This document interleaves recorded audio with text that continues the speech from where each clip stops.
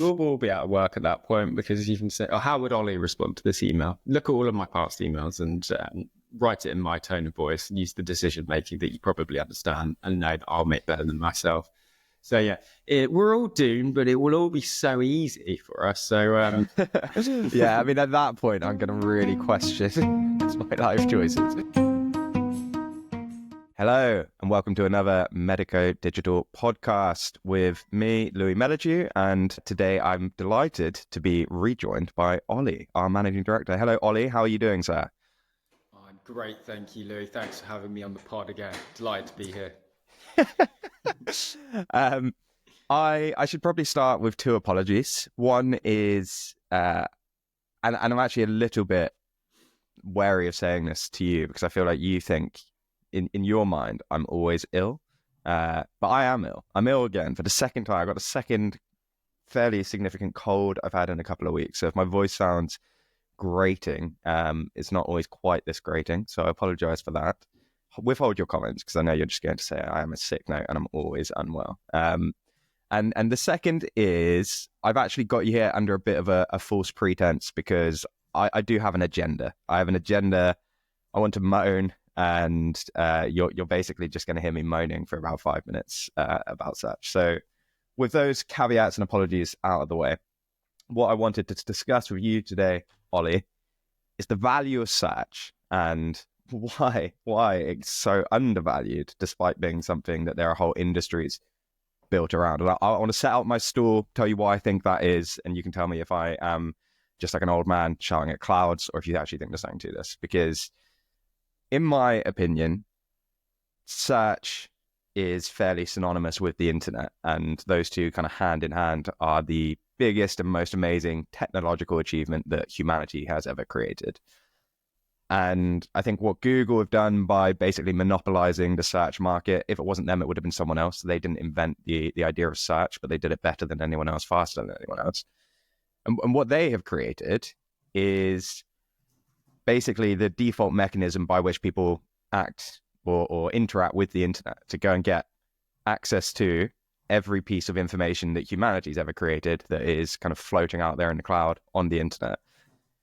So that's by itself, I think, like a fairly big statement. But then what they've also done by allowing people to create websites and by having it fairly known what they decide are ranking signals for who's going to rank, they've given us the ability to manipulate the results of the largest invention that humanity has ever created. So if you are going to go and find out a piece of information, it's theoretically possible for us proactively to make sure that that piece of information gets to the top of the search engines and manipulate how people are interacting with that.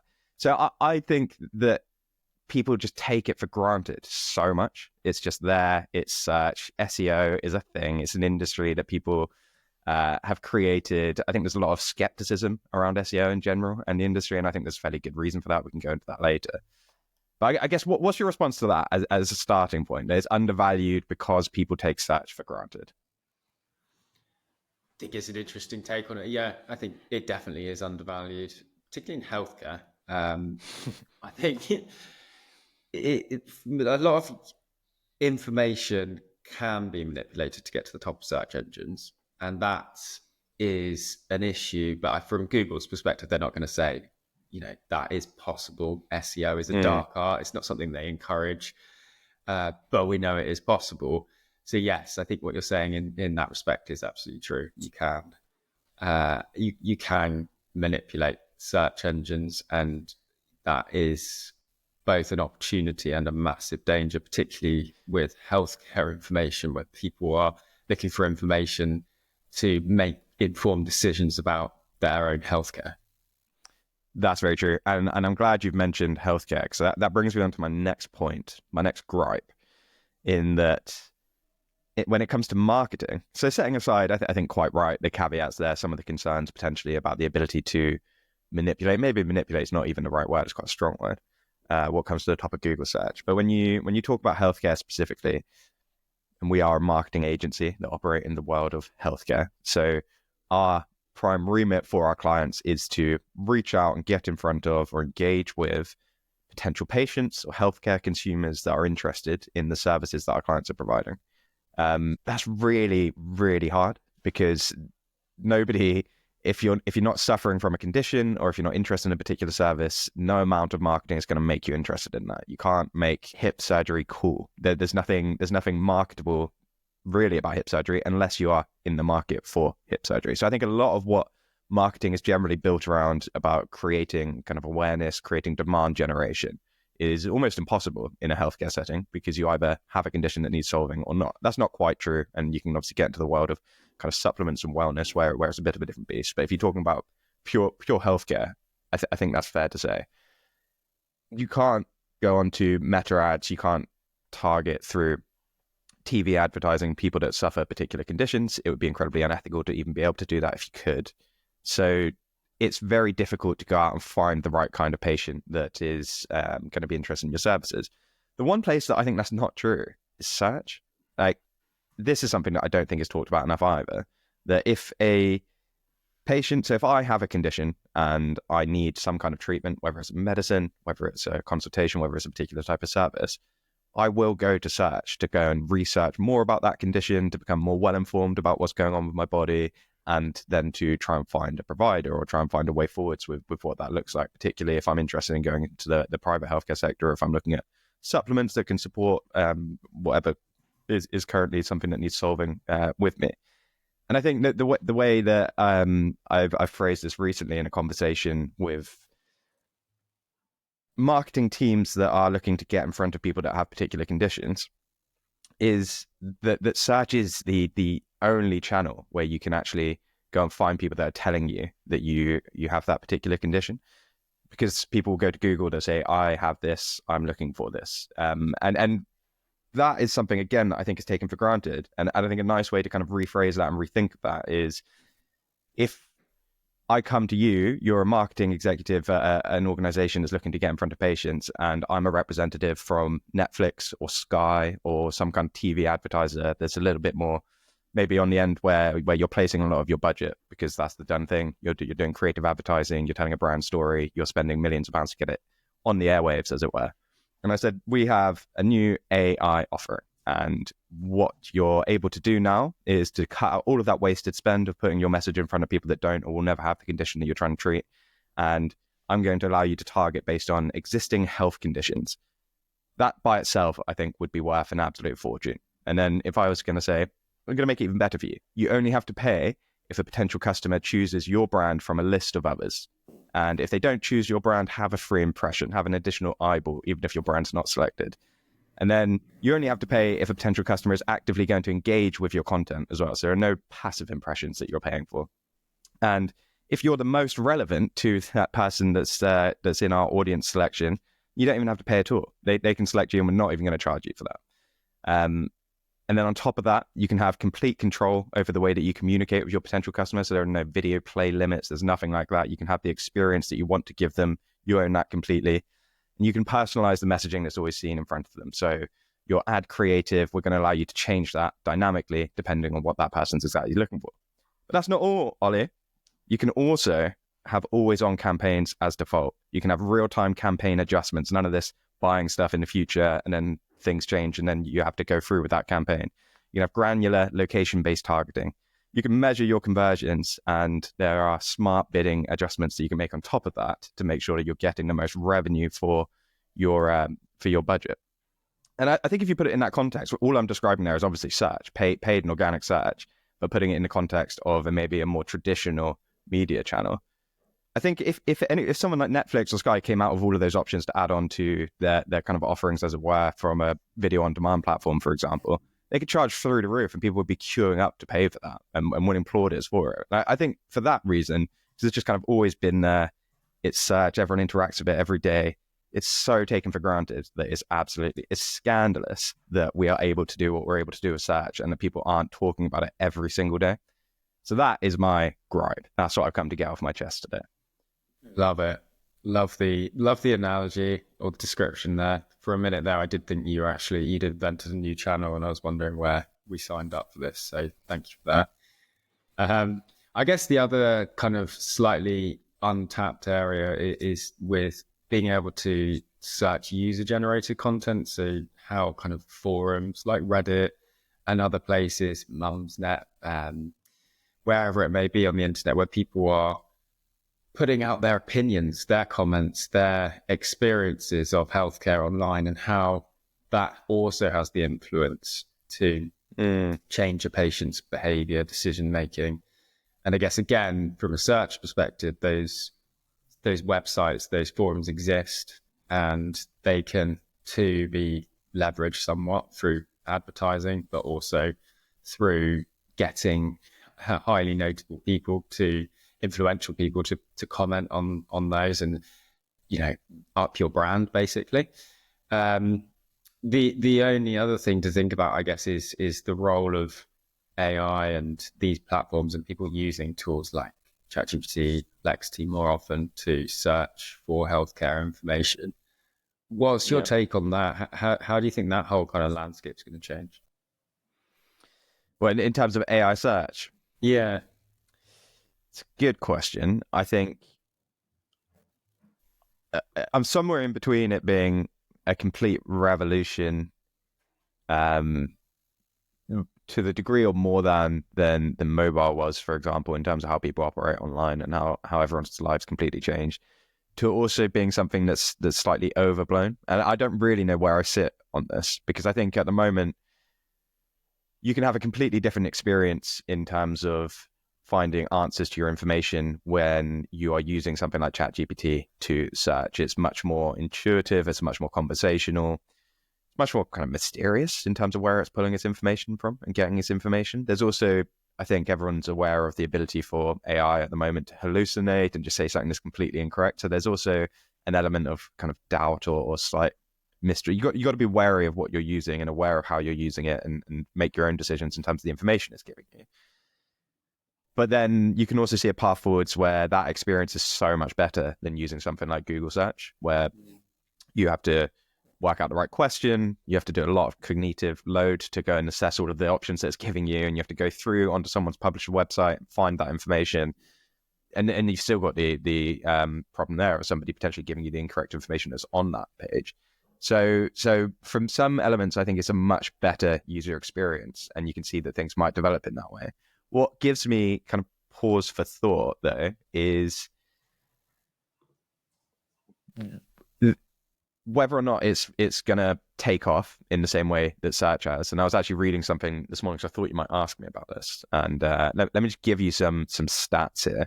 So right now, it might feel to us, because we spend all of our time in AI platforms and on search, it might feel to us that it's better, it's more useful. We might be using it more than we're using Google search. There was a study the other day. So if all of ChatGPT's 1 billion messages per day were search related, its total share of the search market would be less than 1%. So Google saw more than 5 trillion searches in 2024, which is 14 billion per day, giving it 93.57% of the market share of search. ChatGPT saw an estimated 37.5 million search-like prompts per day, giving it 0.25% market share. So it's less than Microsoft Bing, which is 4.1%, Yahoo, 1.3%, DuckDuckGo, which is 0.73%. So from that perspective, I feel like there's the potential for it to take off, but Google's still in the driving seat. And while Google, and we'll come on to this in a minute, I think is bringing out some interesting AI innovations, so we've got AI overviews, it's also in Google's interest not to massively change the status quo, because it's created the world's best advertising model and it prints cash. So if Google disrupts that massively and can't figure out how to monetize AI search as a company, then it's massively in jeopardy. So I just don't think it's going to let that happen. I also think that the other part of this that I was going to say was, if you sell a service or if you sell a product, then I think this is more of an opportunity than a concern, because it's shifting, it's evolving. You need to keep on top of that. It's just another avenue for you to be able to go and get your authority and your perspective and your specialism in front of people that are looking for that information. As much as people can use ChatGPT maybe to get information right now, they can't use ChatGPT to have a consultation with a healthcare provider. They can't use ChatGPT to go and buy a particular product, although that is probably going to change relatively soon. Where I do think you might be slightly in an area of more concern, I suppose, is if you're a media publisher. and if you're publishing content, because I think the rate at which AI bots are scraping information at the moment is enormous. And I don't think they're giving that back in terms of traffic to platforms. So if your business model relies on people coming and reading your content and you get paid in terms of advertising or sponsorship or subscriptions, then that feels like a really precarious place to be in, because that can be relatively easily replaced in terms of where that information comes from, where that content goes from. So yeah, that's my take on it, which is basically to say I have no idea, literally no idea. I think it's a really good answer. It's really interesting. The comment you made about hallucinating and misinformation, what you will get from back from those AI platforms and not necessarily being trustworthy. Again, I think that's quite akin to a lot of the information that you might find on Google, so and the confirmation bias that you'll often get in terms of what you're searching for. If you want to find something, prove your own theory, you'll probably find it, can't you? Particularly when it comes to health. And we've posted a few examples of that online before, trying to call it out. But yeah, that's really interesting stuff, Louis. Thank you. The other thing I just want to call back to there, where you talked earlier about SEO being a dark art, and that kind of goes in line with the hallucination side, the bad rep that some of these channels get, and why people might be skeptical of the channels themselves or the people that are using those channels to create revenue, which we are.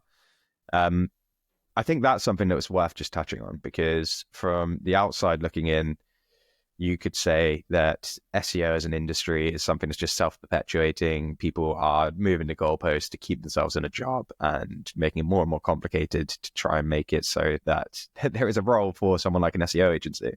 And I do actually hear that quite a lot, or see it quite a lot in terms of the comments that you see online.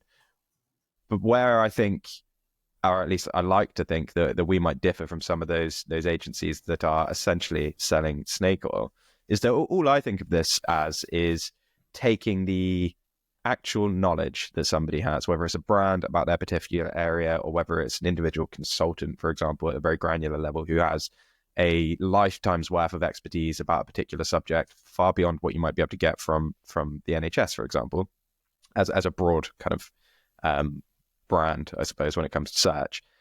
And then passing that and packaging it in a way that Google, that any search engine can understand, and that it can understand how relevant these people are in their spaces, how authoritative they are, and basically trying to let the most medically accurate, compelling content shine through and get to the top of these search engines. I think the next kind of mountain that we have to climb is how do we make sure that happens again in the AI realm, of making sure that those citations are coming from the people that have the most authoritative, interesting, useful content and ability to actually speak in that.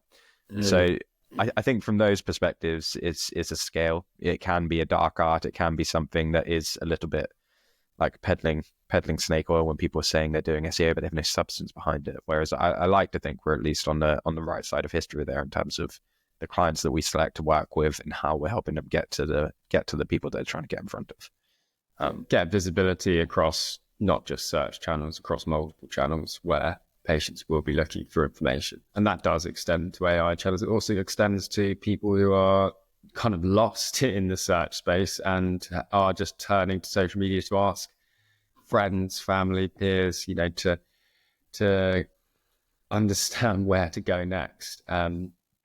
So yeah, and I think the early indications from what we see from search results on those AI platforms are that actually they're not too dissimilar to what you will get from a Google or a Bing search engine result page, particularly ChatGPT, obviously OpenAI and Microsoft. There's some clear kind of collaboration there. So yeah, I think at the moment it's something to be mindful of, but certainly not something that's necessarily changing the game as rapidly as we think, especially given those stats in terms of market share that you just gave earlier. Yeah. Nice. All right, I want to do one last thing with you before I let you go, which is raffle through some news. I think what I'm going to do is come back and put some 5 o'clock news theme tune into the podcast here. So wait for that.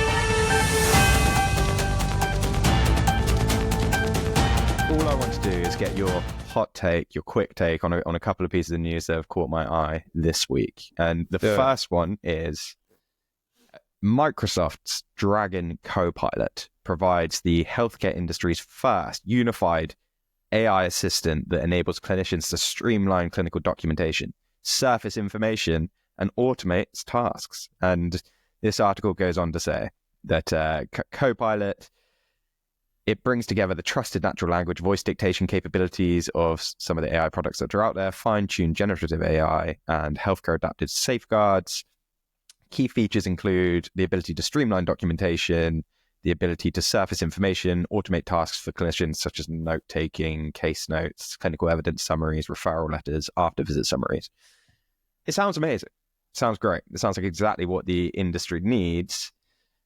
I feel like it's probably not the first of its kind and it won't be the last of its kind. And my question to you, which you may or may not have an answer for, is why is it not going to work? Because it feels like these types of tools have been coming out for the last 5 years, even before AI was the biggest buzzword of ways to kind of automate practice. It's no secret when you look at something like the NHS, it doesn't take the most cutting edge AI to make some of their processes a little bit more efficient. It could be something incredibly simple that we've had access to for 10, maybe 20 years.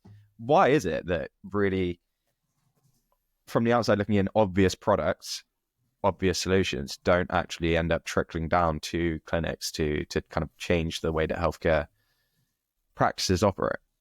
Maybe I'm just thinking that of the that's NHS. maybe a little bit of a skeptical view, and I kind of do share that deep down. But I think it depends on where you were looking at that. So I think the private sector is a lot quicker to jump on these things. I think the other markets, I could see, particularly where you've got mass deregulation in the States, this kind of technology coming to the fore a lot quicker. It's the NHS specifically. They just drown themselves in bureaucracy and they love to do it. It's almost like they love to do it or they don't know how to do anything else. And you hear pockets of examples. I was speaking to an SHO not too long ago where they had talked about using just call recording within consultations and how that transformed their practice and really helped them free up their kind of time for clinical practice, which is exactly what they need.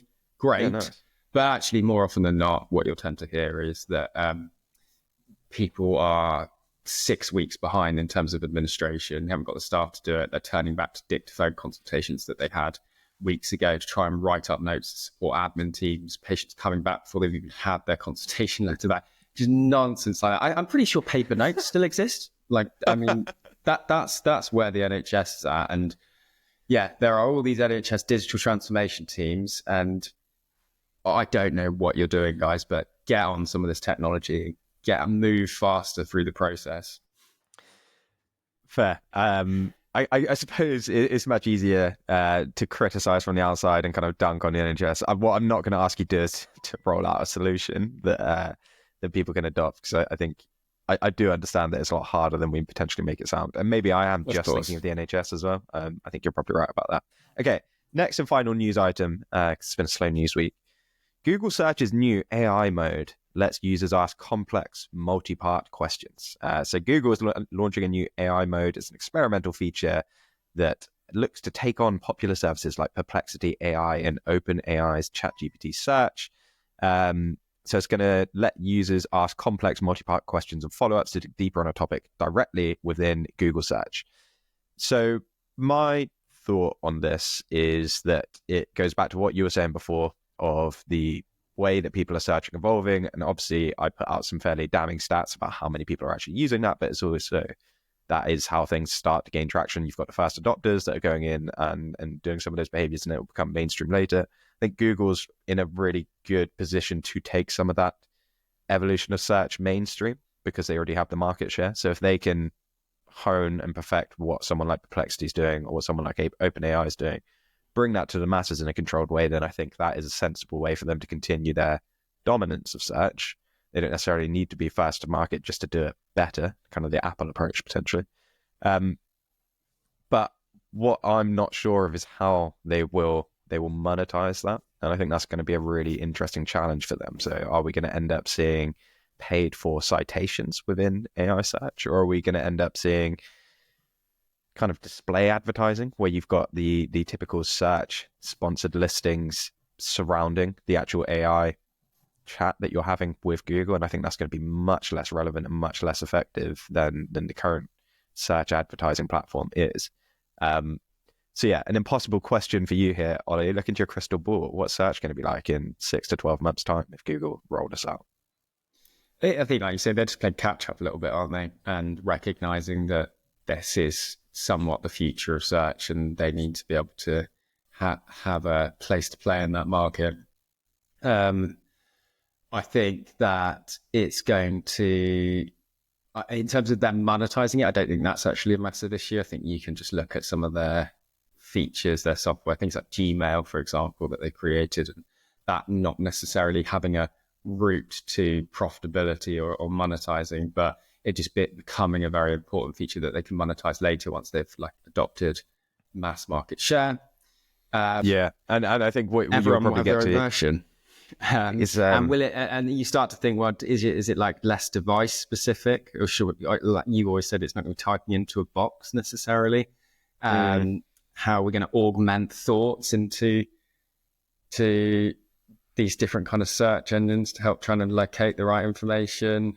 Yeah, I guess what's really interesting there actually, and I won't keep you for too much longer, but is that at the moment everyone's got a pretty unified experience of search. It's Google or basically nothing else. Like nobody's really we had those stats out here. No one's really using anything else. Whereas when it comes to AI search, there's 3, 4, maybe 5 different players that are all doing about the same thing. ChatGPT search is about as good as Perplexity, is about as good as Gemini, is about as good as Claude, although I don't think Claude's really playing in the search space, but in terms of what AI can offer, like you have people using them basically to the same extent across, and they all seem to be developing at about the same rate. And if they can all do that, then I think it's Google's market share gives it the ability to potentially become the leading player in the search AI space, which means it probably will just become an evolution of Google that people are using. But it's so hard to know because you can see like, sorry to interrupt you, see spin-offs, can't you, in terms of more unique search. So rather than having one dominant search player like Google, which there will be a big predominant one always, but having very specific search features for healthcare, for example, we were talking about developing what would an amazing search feature look like for a patient who's trying to find the right healthcare provider, as an example. And we talked about not just obviously sifting through websites and information about whether they do certain procedures. It would be to incorporate things like patient recorded outcome measures, to incorporate third-party reviews from trusted sources like Google, but also other healthcare-specific review platforms like Doctify, peer-reviewed from other clinicians themselves. Will Google or will ChatGPT ever get to this point? I don't think so. But what I think people will do is they will leverage the technology and the AI technology that's been created to come up with more and more very specific and unique search features that have been really well thought through in terms of actually, if you're in this specific use case, if you are a patient looking for a healthcare provider, what are all the things that you would want to know about cost, about their reputation, about their clinical outcomes to give that person the absolute best result and find them the right person to solve their healthcare challenge? Yeah, that's really interesting. Kind of bespoke, customized search where it's like an evolution of where it is at today in terms of being able to take the underlying API, take the underlying LLM software and create something a little bit specific. And I think that's usually quite walled off at the moment. But do you mean companies being able to take that and put it in front of the masses, as it were, and give them kind of use cases for search that are slightly different to what you might get from the mainstream platforms? Yeah, and I think just really understanding the context of the searcher, the user, a lot more. So whereas at the moment you're just coming into it blind, especially with Google, you are literally a user. Google doesn't know much about you other than maybe you're a white male of this age and you live in this country. But really understanding, coming through an AI platform, for example, and we're starting to see some of these being developed where there'll be a level of diagnosis that takes place before to really understand, here is your medical history, here is the implications you've had, and everything about you here's the conditions and the symptoms that you're facing right now. Then map that against millions of other patients with similar sort of issues, and look at hundreds of healthcare providers who have supported those individuals and try and kind of marry them up in the right way. So I think that will happen across the board. Like if you are looking for a specific product, being able to really drill down into what are your preferences in terms of brand, what are your preferences in terms of functionality, in terms of features and benefits. I think there'll be a lot more understanding of that specific user context to be able to provide that user with the right information.